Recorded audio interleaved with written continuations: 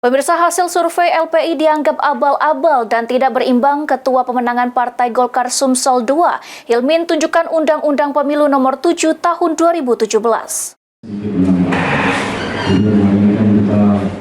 Hasil survei LPI dianggap abal-abal dan tidak berimbang. Ketua Pemenangan Partai Golkar Sumsel II mengklarifikasi dengan menunjukkan Undang-Undang Pemilu Nomor 7 Tahun 2017. Hilmin menegaskan lembaga riset boleh menyampaikan rilisnya sebelum masuk masa tenang dan sepanjang itu bukan untuk hitung cepat.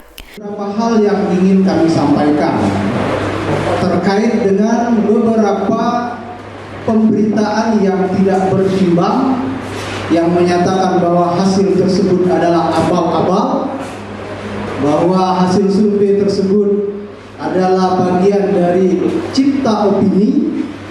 Maka dalam kesempatan ini kami menyampaikan, pertama, silakan kawan-kawan pers baca Undang-Undang Pemilu Nomor 7 Tahun 2017. Pasal 449 poin 3, pelaksanaan kegiatan penghitungan cepat hasil pemilu wajib mendaftarkan diri kepada KPU paling lambat 30 hari sebelum hari pemungutan suara.